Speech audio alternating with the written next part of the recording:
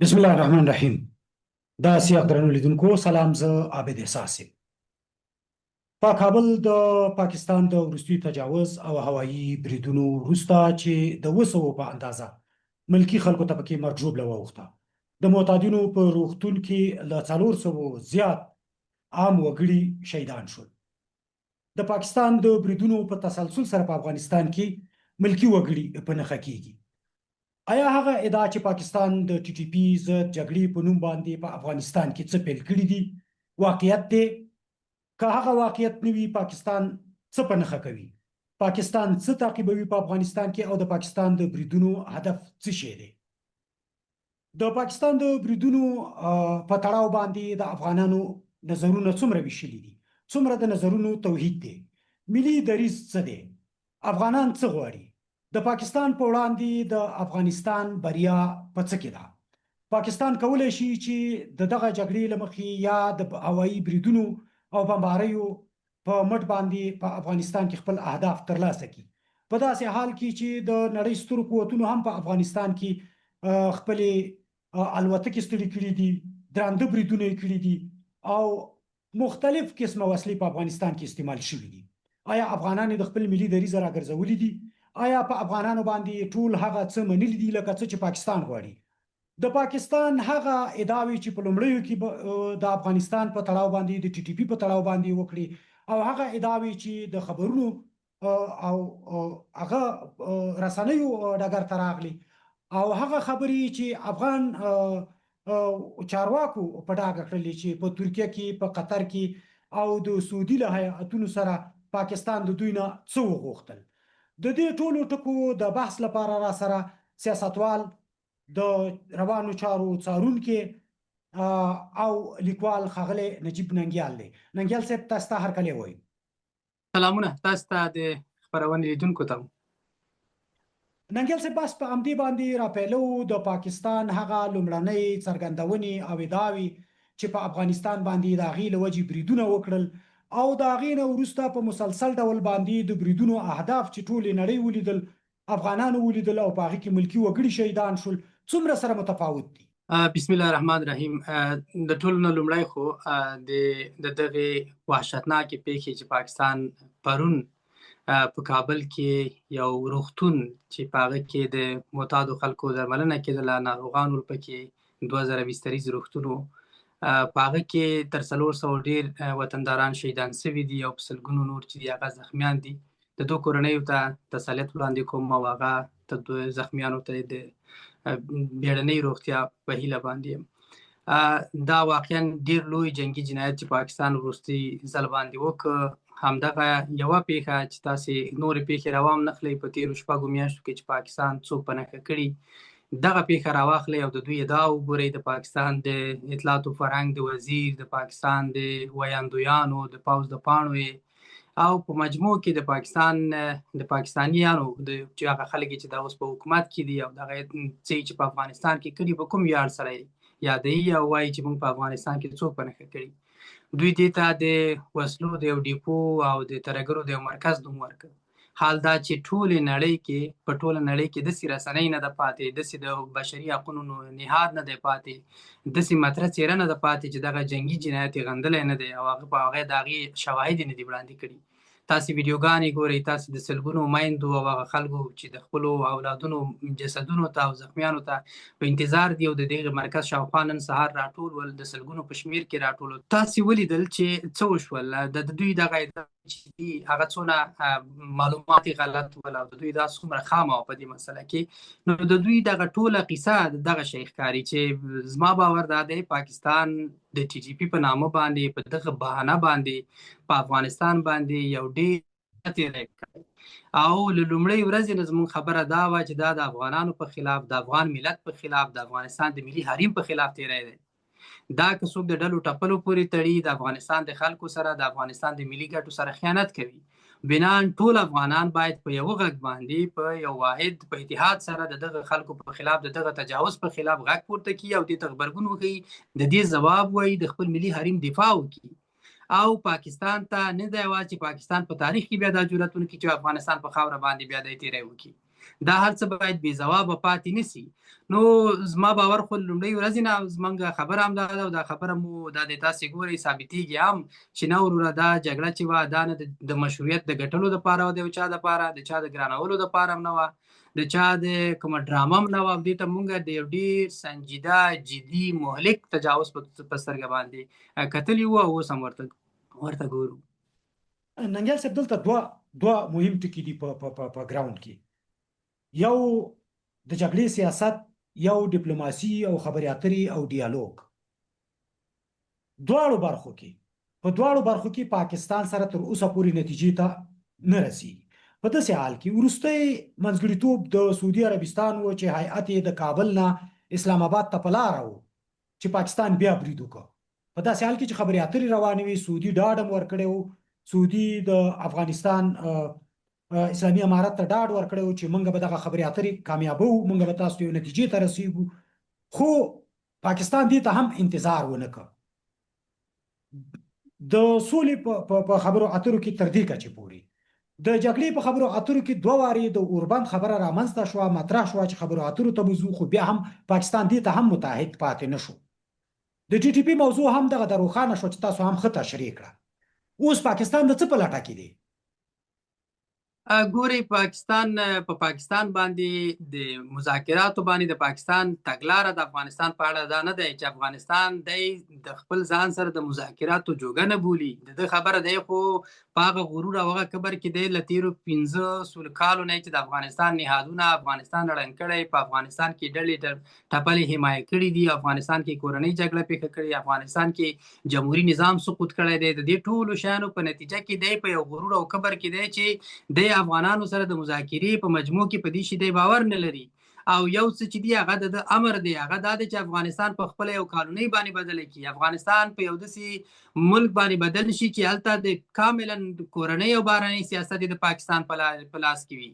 د پاکستان غوښتنې چې دی هغه د کشورکشایي خبره ده، هغه ایکسپنشنیست پالیسي لري په دې خاوره باندې. هیڅ هغه شی چې ته د سره د سیال په توګه خبرې کوي دا یو اشتباه ده. که دا اوسني حاکمان کوي دا به ډېره لوی اشتباه چې موږ د جمهوریت په وخت کې همدغه چغې وهلې چې تاسې له دغه ځای نه راسئ، د افغانستان د جمهوري دولت سره سوله وکئ او په هغه روایت باندې چې پاکستان تاسو ته وایي او پاکستان ستاسو ملګری نه شي ثابتېدلی.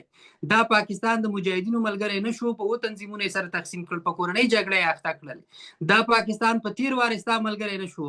په دې پاکستان باندې ولسمشر غني لاړ د جي ایچ کیو هیډ کوارټر ته او د سره په ټوله صداقت باندې خبرې پیل کړې، پاکستان ونه منلې. حامد کرزي 20 سفرونه وکړل پاکستان ته، هیڅ نتیجه یې ورنه کړه. موږ د سولې جرګې ورسره وکړې، په مختلفو لارو نه مختلف چینلونه مو فعال کړل، د علماو غونډې وشوې، په مختلفو لارو نه دغه تګ راتګ وشو چې دوی به په افغانستان کې مداخله بنده کړي، تر څو پورې چې افغانستان مکمل کورنۍ او بهرنۍ سیاست د په ولکه کې ته ورنه کړي. او دا د فرنګي هماغه سیاست چې د غازي امان الله خان په وخت کې چې هغه ازادي اخیستې او ویلې چې د افغانستان بهرنۍ سیاست باید نور خپلواک وي، د پاکستان له نفوذ نه بیل وي. دا هماغه د فرنګي تسلسل دی چې پاکستان یې تعقیبوي. دا اوس هم دی چې پاکستان د فرنګي قانوني پاتې شوی ده، مستعمره یې پاتې شوی ده، او د پاکستان د پوځ د پاکستان د استخباراتو بنسټ چې دی هغه فرنګیانو ایښی دی، بریتانویانو ایښی دی. دا هماغه د بریتانوي سیاست لړۍ چې دا تسلسل چې دی تر اوسه پورې تعقیبوي. او دای فکر کوي چې افغانستان اوس هم دای به په هماغه غرور او هماغه کبر کې وي لکه بریتانویانو چې په افغانستان کې په کوم څه دپاره بریدونه کول او غوښتنې چې د افغانستان کورنۍ او د بهرنۍ سیاست په خپل واک کې واخلي، دی هم په هماغه غرور کې دی او دا ارمان ته دی نشي رسېدلی. دا ارمان ته دی نشي رسېدلی. زموږ غوښتنه دا موږ د افغانستان کې د ټولو ښکلو خواونه په جمهوریت کې هم دغه غوښتنه وه، په جمهوریت کې دومره و چې په جمهوریت کې یو ملي اجماع او یو ملي سیاست موجود و، د سیاست کرښې واضح وي، له ابهام نه وتلې وي. اوس جنجال دا دی دا څوک چې په افغانستان ته راغلي دي په ده باندې دغه ملي باور چې د زیانمن کړی، په ده باندې دی د خپله د ملي باور د رامنځته کولو په وړاندې یو لوی خنډ دی. دغه اوسني حاکمان که ده ته لمن ونیسي چې وسړیه دغه 20 کاله چې تا کوم اشتباهات او کومې غلطۍ د دې خاورې سره دې وکړې ودې کړې، راځه په راتلونکي باندې د دې مملکت په راتلونکي باندې د افغانستان په برخلیک باندې خبره کوو، آماده دی دغه باور نه رامنځته کوي. ولس په ده باندې بې باوره دی. د په نیمو تشکیلاتو کې شناختي کارت والا خلک ناست دي، تاسې ګورئ چې هغه د دغه نفوذیان دي، نیم نفوذیان دي. د پاکستان ته تر افغانستان ډېر تعهد لري. په دغسې یو حالت کې مونږ یو شي ته ضرورت لرو، هغه ملي باور ته ضرورت لرو.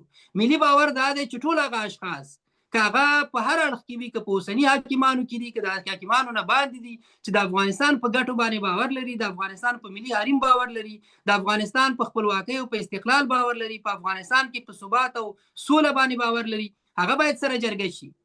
بې له جرګه کېدو، بې له متحد کېدو، بې له یو ملي جرګې او د افغانستان د کورني او بهرني سیاست دپاره د اساسي کرښو په لیکلو پرته چې موږ پرې متفق شو، بله لاره نه لرو چې دا مملکت موږ وژغورو. په دغه نوع ګونګ سیاست، په دغه نوع مبهم سیاست سره د پاکستان د تجاوز مخه دا به ډیره مشکل شي. خلک چې دي د پاکستان په خلاف فوق العاده کرکه لري، فوق العاده هغه لري، نفرت لري، او هغه په خلاف تاسې ګورئ د لکونو زرګونو په شمېر کې په ننګرهار کې راووتل، په کابل کې راووتل، په مزار شریف کې، په پنجشیر کې، په خوست کې، په پکتیا کې. دغه ولایتونه دي چې زه خپل ریکارډ لرم چې په دغه ځایونو کې د پاکستان د دغه تجاوز په خلاف خلکو لاریونونه وکړل، راووتل. ملت د پاکستان څخه پزې ته راغلی د تجاوزونو څخه. دا سهار ماښام چې ماشومان، میرمنې وژل کېږي، ښوونځي بمباریږي، کورنۍ د یوې کورنۍ 12 تنه شهیدان شول. په روغتون کې ناروغ درنه خوندي نه دی، 2,000 خلک په یو روغتون کې وي، ته په هغه باندې بمبار کوې. دا یو لوی فاجعه ده چې د تجاوز رامنځته کړې. نو مخکې له دې نه چې افغانستان په داسې یو برخلیک ته لاړ شي چې په افغانستان کې د هرې کورنۍ یو څوک په د کابل ښار په کنډوالو بدل شي، په افغانستان کې د پاکستان د جګ الوتکو انډوخر سهار ماښام رواني، مونږ یوازیني شي ته چې ضرورت لرو هغه ملي اتحاد ته، ملي جرګې ته، زمونږ د خپل کورني او بهرني سیاست کرښو لیکلو ته اړتیا لرو چې هغه د ملي اجماع په اساس باندې رامنځته شي.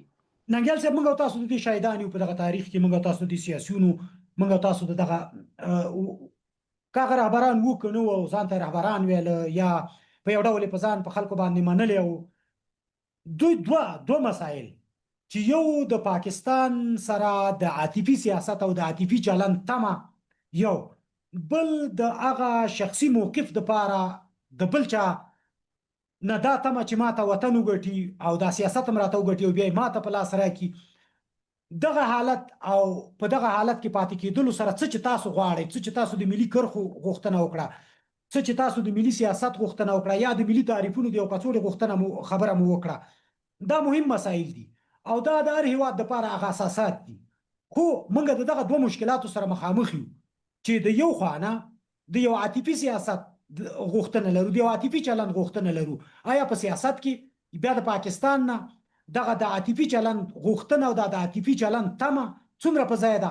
او بله د سیاسیونو نه، د ټولو افغانانو نه، د ټولو سیاسي اړخونو نه، د دوی نه د پاکستان په وړاندې د یو کېدلو په داسې حال کې چې هغوی په دې تمه دي چې که ماته بیرته زه واکدار کېږم، که زه بیرته واکمن کېږم، که بیرته سیاست زما لاس ته راځي، که هر څه په وطن باندې کېږي، که هر څه په ملت باندې کېږي، دغه دوه ستونزې، دا دوه ستونزې څومره مهمې دي او د دې حل کېده څومره سخت کار دی یا اسانه دی؟ ګورئ، د پاکستان دروازه د تل دپاره باید وتړل شي. یو څوک چې ستا په خاوره باندې راځي، ستا په وطن کې روغتون بمبارولی سي او په یوه ورځ باندې 400-500 انسانان شهیدانولی سي، ناروغان شهیدانولی سي، ته له هغه هېواد نه که ته تمه لرې او نورې په خپل په دې ده سره هر نوع اړیکه چې ته نور پالې، د دې خاورې سره خیانت کوې. دا که هر څوک کوي، که دا په دغه اوسني حاکمانو کې څوک کوي دغه عاطفي چلند ورسره لري، او که دا په جمهوریت کې یو څوک لري او دا تمه لري چې دی به په اسلام آباد کې لاړ شي او غونډې به وکړي، له هغه ځای نه به په افغانستان کې بیا راشي، واکمن به شي.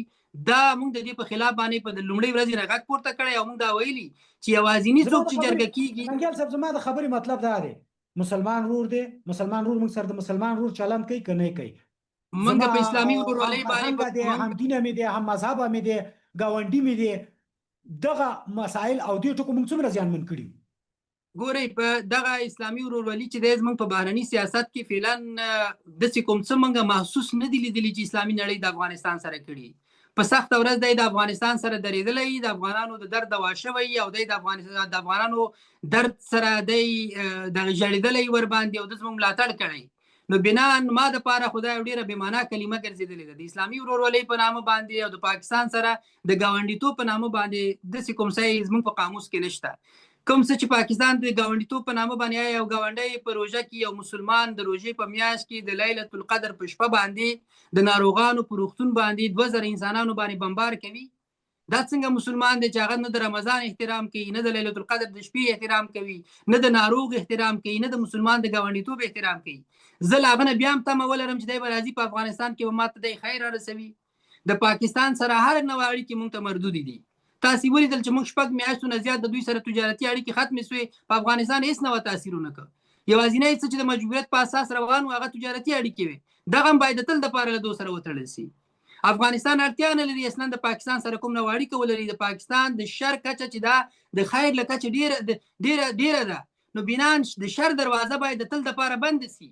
او دا مونږ خپل هر طبقې ته وایو، دا مونږ خپل مذهبي طبقې ته وایو، خپل لیبرال، خپل دیموکرات، خپل هر هغه ډلې ته چې په افغانستان کې د سیاست ارمان لري، د سیاست د کولو جوګۍ او غواړي سیاست وکړي، باید وروره د پاکستان سره دی په پاکستان تکیه ونه کړي. د پاکستان نفوذ په افغانستان کې ختمول غواړي. که هغه د پاکستان سره د عاطفي اړیکو لرونکي دي، که د پاکستان په مرسته بیا راځي په افغانستان کې جګړه کوي، که د پاکستان شناختي کارتونه په جیب کې لري د افغانستان په ادارو کې ناست دي او پاکستان ته معلومات ورکوي او افغانان سرکوبه کوي، د افغانستان د ملي مصلحتونو د ملي ګټو په وړاندې لوی خنډ دی. د افغانستان د ماشومانو د نجونو د خلاصېدو په وړاندې دی خنډ وي. د تګلارې دا شی وي چې پاکستان ته ما محتاجه کوي. موږ د دغه ټولو شیانو خلاف یو. ښکاره یې وایو، زموږ د عباس باید سانسور هم نشي. دغه د تاسو ته وایو حساس صاحب، دا خبرې به ترخی خو باید د افغانستان ملت په دې باندې وپوهیږي. پاکستان ته د افغانستان ملت چې څوک محتاجه کوي، کمزوری کوي، موږ د هغه تګلارې مخالف یو. هغه کار چې هر څوک کوي، د افغانستان ماشومان، د افغانستان ځوانان د عصري زده کړو نه راګرځول، ښوونځي بندول، د افغانستان د میرمنو په خلاف باندې د افغانستان د نجونو پوهنتونونه بندول، افغان مور، افغان ماشومه، افغان میرمن د پاکستان روغتونونو ته محتاج کول، دا د پاکستان خلاف سیاست نه دی، دا د پاکستان په ګټه سیاست دی. بنان دغه تګلارې باید عاجلې بندې شي، د ټولو افغانانو غوښتنې ومنل شي. افغانستان کې یو ملي جرګې ته، یو ملي سیاست ته او زموږ د کورني او بهرني سیاست ملي کرښو لیکلو ته وخت راغلی دی چې موږ باید په دې مسله کې عجولانه اقدام وکړو. او ټول هغه خلک چې په افغانستان کې په ثبات باور لري، موږ په افغانستان کې په ثبات باور لرو، په افغانستان کې په دایمي سوله باندې باور لرو. موږ په افغانستان کې د چا په محوه کولو، د چا سره په جګړو کولو، د ړنګولو په قصه کې نه یو، په هغه باور موږ نه لرو. بنان څوک چې حاکمان دي، د مسؤلیت هم دا جوړیږي چې د سره زموږ درې ستونزې دي.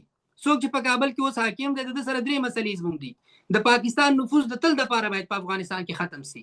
هیڅ نوع نفوذ په کابل کې د پاکستان نه منو. په هر اداره کې، په هر نامه ناست دی، که په سپینو کالیو کې ناست دی او که په پتلون کې ناست دی، که په برګه دغه کې راځي، خو موږ ته دا شی نه دی د منلو وړ نه دی. د پاکستان نفوذ باید په افغانستان کې کاملا ختم شي. دی د افغان ماشومانو قاتل دی، د افغان ناروغانو د 50 کالو نه د میلیونو انسانانو قاتل دی. دویمه خبره، په افغانستان کې یو ملي حکومت، یو ملي تګلارې او داسې چې ټول افغانانو ته د منلو وړ وي او په هغه کې د بندیزونو سیاست نه وي. افغانان په خپل هیواد کې د ازادۍ احساس ولري. دا نه وي چې وروره د افغانانو د هر څه واک د یو چا سره وي چې هغه سهار ماښام په لارو کوڅو کې سرکوبه کېږي، هغه توهینېږي، په خپل وطن کې د ازادۍ او د استقلال احساس نه لري او استبداد ورباندې حاکم وي. د دغه تګلارو سره موږ طرفدار نه یو. افغانستان بله درېیمه خبره اساسه درېیمه خبره دا ده چې د افغانستان نه به نړیوال امنیت نه ګواښل کېږي. زموږ تمه دا ده چې د دوحې د تړون په اساس باندې چې کوم تړون شوی، هغه دا ده چې افغانستان زر تر زره د نړیوالې جامعې یو ګټور غړی ثابت شي. افغانستان د دغه انزوا نه ووځي، افغانستان له اقتصادي بندیزونو نه وځيږي، افغانستان د دغه غلطو سیاستونو قرباني دی، ملت قرباني دی. دا اوس په افغانستان کې د فقر کچه کوم ځای ته رسیدلې؟ دا ولې د اقتصادي بندیزونه دي؟ اقتصادي بندیزونه ولې حاکم دي؟ د دنیا سره موږ اړیکې نه لرو. ولې نه لرو؟ په انزوا کې ولې موږ موجود یو؟ کومې مسلې دي چې موږ د هغه د افغانستان د رسمیاتو په افغانستان کې د اقتصادي بندیزونو د لرې کېدلو په وړاندې خنډ دي؟ ولې دغه ملي سیاست ته مخه نه کوو؟ د افغانستان د ملي ګټو په طرف باندې ولې خپلې تګلارې ته تغییر نه ورکوو؟ د پاکستان د تجاوز مخه هم نیول شوي، موږ به خپل ملت هم متحد کړی، افغانستان به دایمي ثبات هم موندلی، افغانستان به د نړیوالې ټولنې یو ګټور غړی هم ثابت شوی. ننګیال صاحب، تاسو د مخکې یو ټکي یادونه وکړه، ما ته ځان سره په دې تړاو باندې پوښتنه لیکلې وه، د ړنګېدو موضوع چې یو شمېر خلک د ړنګېدو غوښتونکي دي، د ړنګېدو نه افغانستان، د افغانستان ملت او افغانستان خیر نه دی لیدلی. د ړنګېدو او د اصلاح موضوع ده. لکه تاسو چې د اصلاحاتو لپاره غوښتنې وکړلې، د ړنګېدو غوښتونکي چې دي، آیا د پاکستان د برلاستی نه دي؟ بالکل دي. د پاکستان له لارې نه موږ په افغانستان کې جنت هم نه غواړو، جمهوریت هم نه غواړو، هیڅ نوی نظام د پاکستان په مرسته موږ په افغانستان کې نه غواړو. دا زموږ خپله د لومړۍ ورځې نه زموږ دا موقف دی. دا سبا ته بیرته چې اشرف غني ولسمشر غني سبا ته بیرته په واک باندې کېنوي، د پاکستان د لارې نه بیرته 15 اګست ورستنیږو، موږ نه ستنیږو د پاکستان د لارې نه. زموږ خبره واضح ده. د پاکستان په افغانستان په سیاست کې د نفوذ د مداخلو مخنیوی باید د تل دپاره وشي. دا یو مستقل هیواد ده، دا یو مستقل ملت ده، دا توانا ملت ده. دا به په خپل هیواد کې که تغییر راولي هغه به د خپله د افغانانو لخوا راوستل کیږي. د نورو هیوادونو مداخلو ته موږ چې دی هرکلی نه کوو او موږ دغه مخالف یو. پاکستان په دغه بریدونو باندې، په دې بمباریو باندې، په دې ړندو بمباریو باندې، دا چې د افغانستان ولس پکې شهیدانېږي، په دې باندې افغانان مجبورولی شي چې هغه خبرې چې هغه د اسلامي امارت چارواکو وکړلې چې پاکستان زموږ نه غواړي چې اقتصادي شارګونه دي د پاکستان په لاس کې وي، سیاست دې د پاکستان په لاس کې وي، پاکستان چې څه غواړي هغه باید وشي، د هند سره دې اړیکې نه وي، بل دې نه وي، موږ چې څه وایو هغسې دې وشي. دې ته افغانان مجبورولی شي. یا د افغانستان د افغانانو په جوهر کې دا شته دی؟ که دا افغانانو منلی دغه 50 کاله په ځان باندې افغانانو دا ستم منلو؟ ګورئ که دغه شیان موږ منل زموږ جمهوري نظام به نه وای سقوط شوی. زموږ د جمهوري نظام د پاکستان د همدغه غوښتنو په مقابله کې د درېدو له امله سقوط شوی. او که بل څوک دا ورسره مني هغه به پایښت پیدا کړي او څه نه یو څه وخته پورې. خو د افغانستان په ملت کې به دی مشروع نه وي، هغه ته به د مستبد او د ظالم په سترګه کتل کېږي، د پردي په سترګه به کتل کېږي او د هغه ټغر به ټولېږي. که په افغانستان کې څوک دایمي د ثبات سیاست کول غواړي او غواړي چې په دې مملکت کې د سیاست ریښې وکړي، د نفوذ ریښې وکړي، هغه د ملت ته مراجعه کول دي، افغانانو ته مراجعه کول دي، د پاکستان د نفوذ مخه نیول دي. پاکستان په دې نشي توانېدلی، زه په دې باندې مطمئن یم چې نشي توانېدلی. ځکه د دې لپاره د افغانانو ته ویل کېږي چې یعنی تر ډېره بریده دا تحلیل او تاسو هم ګورئ او تاسو په دې وضعیت کې تاسو په لیکنې هره ورځ کوئ، د پاکستان اصلي چهره واضح شوې د افغانانو ته. ویل کېږي چې پاکستان مجبور شوی دی چې په خپله د افغانستان سره مخ په مخ شو، نور نشي کولی چې هیڅ افغان په افغانستان کې د بل افغان سره په جنګ واچوي. دغه موضوع څومره په ځای ده او افغانان څومره دې نتیجې ته رسېدلي دي؟ یو خبره د پاکستان فعلا کومه نیابتي ډله په لاس کې نه لري، داسې څوک نه لري چې هغه د دا توانایي ولري چې په افغانستان کې د جګړه وکولی شي. او د دې لوی علت دا ده چې په پاکستان باندې افغانانو باور د لاسه ورکړی دی. په افغانستان افغانان په پاکستان دا باور نه لري، هیڅ ډله نور په پاکستان باور نه لري. پاکستان دومره دوکې وکړي، له هرې ډلې سره دوکې وکړي، له هرې ډلې سره ظالمانه چلند وکړو او په افغانستان کې نظام پسې نظامي سقوط کوي چې پاکستان نور د کدا به ډیر احمقانه خلک وي، ډیر احمق خلک به وي او ډیر احمقانه سیاست به چې دی فکر کوي چې په پاکستان باندې غولېږي، په پاکستان باور کوي. کاغه هر ډله وي، کاغه د ملي مقاومت جبهه ده، کاغه بل جبهه ده، کاغه د جمهوریت د ځینې پخواني برخوال سیاستوالو، که پخواني جنګ سالارانو او که په اوسني حاکمیت کې ځینې شناختي کارتیان دي او دی فکر کوي چې پاکستان به دی وشي ساتلی، نه دی شي ساتلی. پاکستان دا جوګه نه دی، د افغانانو د نفرت کچه د صحت ته رسېدلې ده چې هغه په ایمان بدله شوې ده. ټول افغانان په دې مسله کې قاطع اجماع لري چې پاکستان د افغانستان دښمن دی، د افغانستان د خلکو قاتل دی. نو د قاتل سره اړیکه چې ده ستونزمنه چې څوک یې وپاللی شي. ننګیال صاحب، د اوږدو سیاست چې د افغانستان ملي ارزښتونه ننګوي، د افغانستان تاریخ ننګوي او د افغانستان اوسنی حالات په نړیوال سیاست کې، د سیمې په سیاست کې، په دغه حالاتو کې ننګوي، څومره مضر دي؟ موږ د ټولو هغه سیاستونو مخالف یو چې قرباني افغانان پاتې کېږي. موږ تاسې ګورئ، موږ د نړیوالو مرستو د بندېدو په خلاف باندې غږ پورته کړو چې نړیوالې مرستې باید په افغانستان باندې نه سي. افغانستان چې د ملګرو ملتونو د مرستو د لارې نه افغانستان فقیر او بیچاره ملت دی، جګړو ځپلی دی او دغه پکیجونه چې دي بشري مرستې باید ادامه وکړي. موږ د دې مخالف وو او نن یې مخالف یو. موږ د پاکستان د مداخلو مخالف یو. موږ په افغانستان کې د سولې د ملي مصالحې طرفدار یو. موږ وایو د جمهوریت تګلاره دا وه، د ولسمشر غني تګلاره دا وه، د ولسمشر حامد کرزي تګلاره دا وه چې په افغانستان کې د سولې او ملي مصالحې د لارې نه یو حکومت رامنځته شي چې هغه ټولو خلکو ته د منلو وړ وي. زموږ هماغه خبره چې پرون و نن مو هماغه خبره ده. خو هیله مو دا ده چې افغانستان جګړې ته خلک وینسي. خلک له جګړې نه کافي ستړي دي، خلک کافي ستړي دي، نه غواړي په افغانستان کې بیا جګړه وشي. هیڅوک نه غواړي چې په افغانستان د جګړو تحمل لري. خلکو دومره قرباني ورکړې ده چې د جګړو دپاره نور اصلا کې انرژي نه ده پاتې. خو له دغه شرافت نه، له دغه سولیز حالت نه، له دغه خاموغه نه چې خلک جګړې ته مخه نه کوي، د دې نه باید ناسمه استفاده هم ونه شي. د خلکو د سولې ته تنده چې دا باید غلطه برداشت وانه خیستل شي چې ته فکر کوې چې خلک له جګړې ستړي دي، بنا زه په ده باندې هر ظلم چې کومه هغه ما دپاره روا دی. نه وروره، خلک له جګړې ستړي دي، ته به د نیکۍ او د نرمښت چلن کوې، ته به د خلکو سره د خپل ولس سره د ولس زړه راخپلوې، ته به په دې خاوره کې نړیوال ترهګر نه راولې وروره، د ترهګرو سره اړیکې به نه پالې، یو ملي حکومت ته به لاره ووایې، یو راډیکاله نظام به افغانستان ته په خیر نه دی، د افغانانو په خیر نه دی. ته به چلن داسې کوې چې هغه به قانوني او قانون به واضح وي، قانون به داسې چې هغه به د افغانانو په خوښه د ملت په خوښه رامنځته شوي جرګه شوی وي، او افغانان به پوهېږي چې زه د کوم قانون لاندې زه ژوند کوم. ابهام به نه موجود، ګډوډي به نه موجود چې هر یو جنګیالی راپورته کېږي، هغه به د دې مفتي به مغی، قاضي به مغی، جنرال به مغی، هغه به راپورته کېږي، د یو انسان برخلیک به هغه ټاکي. د دغه ګډوډۍ چې د اوس روانه ده، موږ د دې طرفدار هم نه یو.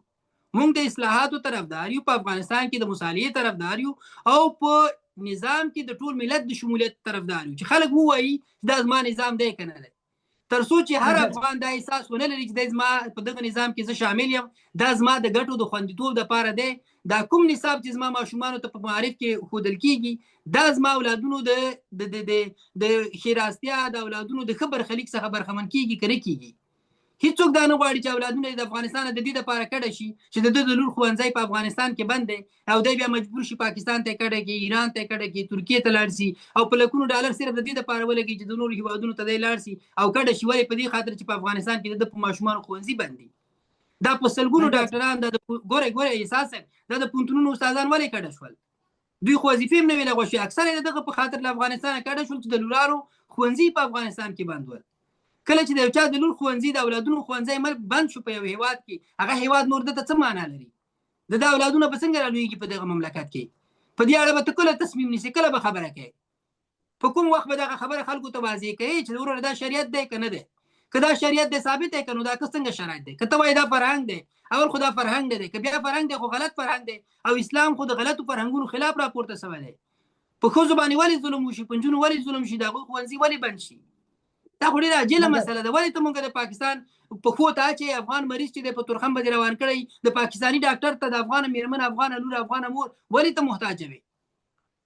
دا د پاکستان د تجاوز سره خو دغه چلن نه دی پکار چې دا تجاوز دی. د تجاوز په خلاف باندې باید تګلاره ملي چلن د متجاوز سره د تجاوز په خلاف وسي. ته باید تګلاره داسې جوړه کړې چې نور د ده په خلاف د ده د نفوذ مخه ونیسي، د ده د مداخلو، د ده ته کمزوری نه شي، ته قوي کړي، خپل ملت قوي کړي، عابد احساس قوي شي، زه قوي شم بل قوي شي، محتاج څوک پاتې نه شي. موږ چې کله په دغه ملک کې په دې جومات په ملا باندې برید نه غواړو چې وشي، موږ چې د دې مملکت په مولا امام د هغه وینې او خونریزي نه غواړو، دا اجازه هم چاته نه ورکوو چې زما د پوهنتون د یو استاد سرکوبي او توهین په دې خاوره وشي.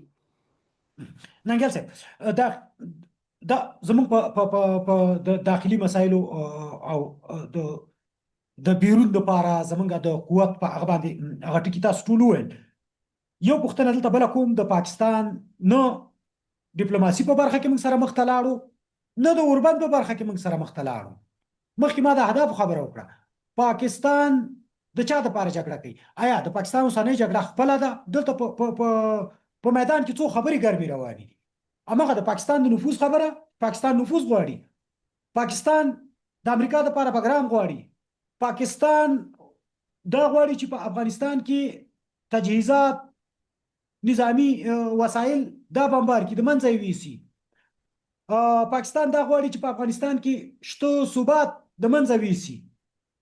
پاکستان دغه ټول پروګرامونه مخ ته وړي، دا ټول برنامې مخ ته وړي، او که نه تازه تحلیلونه به تاسې هم کتلي وي دا دي چې پاکستان غواړي چې د یو بیروني دښمن په نوم باندې ځان د دې حالت نه وکاږي چې پښتون وایي چې زه نور د حقونو د غوښتلو مسله نه مطرح کوم، زما پلار ته حقونه ور نه کول شو، زما نیکه ته حقونه ور نه کول شو، ما ته حقونه را نه کول شو، زما وسایل ولوټل شولو، زه نور د حقونو د غوښتلو موضوع نه مطرح کوم، زه نور د خپلو حقونو او د خپلو وسایلو د واک موضوع مطرح کوم. بلوچ منشور خپل اعلان کو، سند همدغسې، کشمیری همدغسې، او ځینې نور خو لا پکې ورک دي د پاکستان په سیاستونو. تاسې خبر واخیسته بویسا صاحب، پاکستان په کور دننه د پاکستان پوځ چې د پراخ نفرت سره مخامخ دی. په کور دننه د بې ثباتي د خپلو سیاسي ګوندونو سره د پاکستان د پوځ اخوډب روان دی، د سیاسي بې ثباتۍ سره مخ دی. په بلوچستان کې د له ستونزو سره مخ دی. په پښتونخوا کې تاسې ګورئ چې د زرګونو انسانان چې دي هغه دوی ورک کړي دي، د کورنیو نه په زندانونو کې اچولي دي او د هغو حقونه نه ورکوي او سهار ماښام د هغو په کورونو باندې بمونه غورځوي. او موږ د هغه په خلاف هم یو. مونږ دا بیا وایو چې مونږ په وزیرستان کې، په تیرا کې، په باجوړ کې، په پیښور او بل ځای کې چې د پاکستان د پوځي اپریشن او د عملیاتو مخالف یو، په کابل، په خوست، په جلال آباد، پکتیکا کې هم یو. مونږ په نامه د پښتانه په سیمه باندې، په افغان په خاوره باندې، په تاریخي نقشه باندې د پاکستان د بمبارونو مخالف یو. او پاکستان دا ظلم د لر پښتون سره کوي، د بر پښتون افغان سره کوي، د له بلوچستان سره دا ظلم کوي. تاسې ګورئ د میرمنو سره د پاکستان د پوځ چلند څه شی دی. مهرنګ بلوچ دا اوس په زندان کې ده کنه ده. د پلسرسونو بلوچانې میرمنې حتی ځان وژنې ته مجبور کړي دوی کنه کړي چې دغه پاکستان په پوځ وکړي. دا څنګه کېدلی شي چې ولوس زما پوښتنه کې هدف دا هغه خلک ګورو چې خاموش دي، د افغانستان سره د جګړې نه وروسته خاموش دي. پاکستان همدا غواړي او هغه خبرې چې دلته یو ګڼ یو یو یو یو د مسایلو یو بهیر دی چې راخوشي شوی دی، هغه د ځینې ذهنونو د مغشوشولو دپاره یا پاکستان د خپل هدف ته رسولو دپاره سل چې راغه بل کړي دي، خو هغه اصلي ځای ته چې هغه رسېدل غواړي هغه تیاره دی که روښانه شوی دی. پاکستان په دغه داخلي مسایلو په دغومره داخلي مشکلاتو سره کولی شي چې دغه لوی هدفونه د امریکا دپاره چې امریکا خپله پرې ایښي دي، آیا هغه امریکا ته هغه هدفونه ترلاسه کولی شي؟ ګورئ څو مسلې دي. د متحده ایالات خو په پاکستان باندې باور یو لوی اشتباهي که په پاکستان د ترهګرۍ په خلاف اول 10 کاله کومه جګړه کې چې د دوکه وکړه، د نړیوال ائتلاف سره چې کومه دوکه وکړه، د پاکستان د مداخلو، د پاکستان د جګړو له امله چې دوی څه وکړل، په افغانستان کې 3.5 زره امریکایي او د ناټو ځواکونه ووژل شول. د 240 میلیارډ ډالر شاوخوا له متحده ایالاتو نه واخیستل او ډبل سیاست یې وکړ. نه دا یو دا چې د امریکا په هماغه د امریکا په مرستو یې بیرته امریکا ماته کړه. تاسې ولیدل چې په دغه پاکستان چې دی په نورو دغه کې څه کړي دي. یعنی په افغانستان د متحده ایالاتو دپاره پاکستان هغه څه نه دی چې ټول باور ور باندې ودرلودلی شي. او یو څه دی چې افغانستان اړتیا لري چې مونږ مستقیما د متحده ایالاتو سره خپلې اړیکې ورغوو، مستقیم کانټاکټ ولرو، مستقیم اړیکې ولرو، مستقیم رسمیات ودرلودلی شي. دا څنګه کېدلی شي؟ د هغه دپاره هغه خنډونه چې څه شی دي چې هغه د موږ او د افغانستان او د افغانانو د متحده ایالاتو ترمنځ د اړیکو په وړاندې خنډ ګرځېدلي دي، هغه خنډونه باید له منځه لاړ شي. او پاکستان باید افغانان دا موقع ورنه کړل شي چې د نړیوال ائتلاف کې یا یو چا سره ملګری شي او افغانان د خپلو ګټو دپاره قرباني کړي. د دغه شي په خلاف باید موږ ډېر هوښیارانه مدبرانه سیاست وکړو چې پاکستان ته دا موقع په لاس ورنکړو. یوه خبره. بله خبره، تاسې د پاکستان د اهداف وکړه چې پاکستان څه غواړي. څو خبرې دي. اول د کورنۍ بدمرغۍ نه چې د پاکستان پوځ ورسره مخامخ دی، د کوم نفرت نه د دې توجه په غواړي چې یو بیروني دښمن ځان ته پیدا کړي، کور دننه پوځ محبوب کړي او خلکو ته وایي چې پوځ خو پکار دی، د پوځ بودیجه پکار ده او پوځ خو تاسې دپاره جنګ کوي. دومره خبره دا چې په افغانستان کې چې دی څه غواړي، هغه د افغانستان کورنۍ بهرنۍ سیاست په خپل لاس کې اخیستل غواړي. د افغانستان د ټولو لویو پروژو اپروول باید پاکستان ورکړي. په افغانستان باید د کومو هیوادونو سره اړیکې وپالي، کومې ونه پالي، دا باید د پاکستان په خوښۍ فکر کوم د ارمان ته دی نه دی رسېدلی. او دا هغه څه دي چې دی په افغانستان کې غواړي او دغه په دغه قهر او د غوسه چې راپارېدلې ده، یو دا مسله ده. بل د ډیورنډ کرښې د منلو دپاره فشار دی. درېیمه خبره، خو زما باور دا دی چې دی دا خلک بېوسلې کوي، اوسني حاکمان بېوسلې کوي چې تر څو په افغانستان کې د توربیرغو د داعش دغه چې دی نقشه په افغانستان کې پلي کړي، ټوله سیمه بې ثباته کړي، افغانستان بې ثباته کړي، د افغانستان د لارې نه منځنۍ اسیا نور هیوادونه نامنه کړي. د پاکستان ماته دغه څه یو څه ښکاري. خو باور ولرئ چې دی په دې څه کې د جګړې پروژو ته زمینه برابروي. یعنی او په افغانستان کې بل یو بل داسې یو څه وکړي چې په افغانستان کې ډلې ټپلې حمایه کړي، کورنۍ جګړې ته افغانستان نیسي، ځینو ډلو ته حمایه ورکړي او هغه یو څو ولایت ملایت ونیسي، یو ولایت سقوط کړي، یو څه ونیسي او هغه بیا کورنۍ جګړو ته لاره هواره کړي. هغه څه دي چې موږ د افغانستان په خیر نه بولو او موږ باور لرو چې دا طریقه نه ده. زموږ طریقه دا ده چې د مصالحې د لارې نه په افغانستان کې یو ملي دولت رامنځته شي چې هغه دنیا ته د منلو دغه اهداف ممکن دي که د تدبیر نه کار وانخیستلی شي. او سمه ملي تګلاره جوړه نشي، افغانان سره یو خلو متحد نشي، اجماع رامنځته نشي د پاکستان په خلاف باندې، او د ټولو افغانانو زړونه ونه ګټلی شي، زه فکر کوم موږ بیا د اوبه به ورخه تیري، بیا به موږ وروسته پښیمانه یو. همدا یو وخت دی، بهترین فرصت راغلی دی، همدا داسې یو موقع ده چې حاکمان هم سوچ وکړي او د حاکمانو مخالفین هم سوچ وکړي چې موږ له مصالحې پرته، موږ له ملي روغې جوړې پرته، موږ له یو کېدو پرته او په افغانستان کې د یو قانونمند نظام د رامنځته کولو پرته بل انتخاب نه لرو وروره. که ته څومره په دې باندې فکر وکړې، او که موږ اشتباهات وکړو او موږ په دې ته موقع په ورکړو دته چې موږ په خپله سرتنبګۍ باندې خپل د ضد په تګلارو باندې ناست یو، بیا دته موږ خپله موقع په لاس ورکوو په افغانستان کې د ګډوډۍ لپاره. او دا هغه څه دي چې زموږ هیله ده چې دا کار باید ونه کړي او پاکستان دې ارمان ته ونه رسېږي. نه غواړو، واقعا نه غواړو چې په افغانستان کې بیا څوک له افغانستان نه باندې ووځي، افغانستان کې د جګړو اور د افغانستان ته راوړي. افغانستان باید د ټولو خلکو کور شي، افغانستان کې باید ټول ژوند وکړي، ټول سیاست وکړي، ټول په افغانستان کې راضي اوسېږي او داسې یو څه رامنځته شوی چې هغه کې خلک په خپله خاوره باندې مطمئن ژوند وکړي. ننګیال صاحب وروستۍ پوښتنې کوم. پاکستان سره عربي نړۍ چې پاکستان ورته په تمه دی چې ډېر امکانات یې ترلاسه کړي، ملګرې ده د افغانستان په جګړې کې؟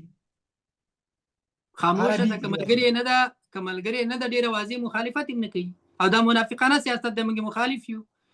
اسلامي نړۍ په دا اوسني حالت کې د پاکستان د دغه تیري او تجاوز په خلاف باید واضح موقف څرګند کړي. افغانان باید د ملت په توګه له دوی غوښتنه وکړي چې وروره د مسلمانان موږ هم یو، که نه یو، یوازې پاکستان مسلمان دی او تاسې مسلمانان یې. دغه اسلامي ورورولي چیرته ده؟ دغه اوایسي چیرته دی؟ دغه تجاوز په خلاف باندې دغه عربستان موقف چیرته دی؟ دغه نور هیوادونو موقف چیرته دی؟ د اماراتو موقف چیرته دی؟ د دوی موقف باید ډیر واضح، دا خو تجاوز دی. دې کې خو ته نشي کولی چې پاکستان ملګری دی، غرب د پاکستان ملګرتیا کوي. ګوره غربي نړۍ چې دی، پاکستان چې څه کوي په کومه طریقه باندې، هغه د دوکې سیاست دی. د موقتې ګټو ته پیسې رسېږي، خو په غرب کې یو لوی ذهنیت خلک د پاکستان په منافقت باندې پوهېږي او ځینې مجبوریتونو په اساس باندې کله کله دای څه امتیاز ترلاسه کوي. فکر کوم فعلا کوم مالی امتیاز نه دی ترلاسه کړی. په تیرو 15 کالو کې د جمهوریت تر سقوط نه وروسته نه کوم مالی کوم نظامی مرستې د نه دي ترلاسه کړي او په دې تروسه نه دی توانېدلی. البته د دې عمومي کوشش دا دی چې دی له دې نه ډارېږي چې غرب د ده سره هغه حساب ونه کړي چې په 20 کالو کې یا په تیرو 40 کالو کې له غرب سره کومه دوکه ده کړې.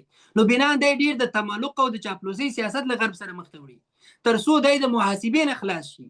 او زمونږ باور دا دی چې دی به دغه محاسبې ته به دی راځي، ځکه د پاکستان د سیاستونه د دې علت شوي دي چې په زرګونو شمېر کې د ناټو او د متحده ایالاتو ځواکونه هغه د پاکستان د دغه غلطو سیاستونو قرباني شوي دي او هغه وژل شوي دي. ننګیال صاحب وروستۍ پوښتنه تاسو لنډ جواب راکړئ. د سیمې هېوادونو په دغه د شیطاني پالیسیو او په دې سیاست باندې پوهې دي؟ زه فکر کوم ځینې هیوادونو ته دغه سیګنال رسېدلی دی، هغوی پوهېږي چې پاکستان څه کول غواړي د دغه جګړې د لارې. د منځنۍ اسیا هیوادونه د فعلي وضعیت کې دوستانه اړیکو ته، اقتصادي اړیکو ته مخه کړې ده او د افغانستان په ثبات کې یو څه ناڅه رول ادا کوي او افغانستان یا ته د پاکستان د احتیاج نه ویستلی دی او ژغورلی دی. نو همدغه نوع سیاست چې د منځنۍ اسیا هیوادونو فعلا روان کړی، فکر کوم دغه خپله د دې شاهدي وایي چې دوی پوهېږي چې که افغانستان کې یو پراخه بې ثباتي یا په افغانستان کې یو پراخه بې نظمي رامنځته کېږي، لومړی ګواښ به دوی ته وي. یو همغه پوښتنه وه چې حل لاره او د سیمې هېوادونه د افغانستان سره به څومره په دې کې ملګرتیا وکړي چې د پاکستان دغه شومې پالیسۍ او سیاستونه په منطقه کې چې د نامنیو دپاره دي هغه تطبیق نشي. زه فکر کوم د سیمې هیوادونو دا درکړې ده، د خاص کر د منځنۍ اسیا هیوادونو چې دي هغه دا درکړې ده او د افغانستان سره د دوی اقتصاد محوره تګلارې چې دي د فعلي وضعیت کې د دې نه معلومیږي چې هغه په افغانستان کې ثبات غواړي. په افغانستان کې بې ثباتي د دوی په ګټه نه ده او که په افغانستان خدای مکړه د پراخې کورنۍ جګړې د پراخې بې ثباتۍ سره مخ کېږي، لومړی تاثیرات چې دي، لومړی قرباني به د منځنۍ اسیا هیوادونه او دغه سیمه وي. نو هغوی دا درکړې ده، هندوستان هم دا درکړې ده، د منځنۍ اسیا هیوادونو هم درکړې ده او زمونږ تمه دا ده چې نور نړۍ ته اروپایي ټولنې ته د افغانستان غربي پخواني متحدینو ته د متحده ایالاتو په شمول باندې هغه ته دا قناعت ورکړل چې د افغانستان ثبات چې دی ستاسو د ثبات په ګټه دی د افغانستان ثبات چې دی هغه د ټول نړۍ په ګټه باندې دی بنان دلته د بې ثباتۍ او د جګړو مخنیوی باید وشي او په افغانستان کې دوی همکار پاتې شي د افغانانو سره همکار پاتې شي او د یو ملي حکومت په راتګ کې چې دي اوسني حاکمان چې دي هغه خپله ونډه ادا کړي.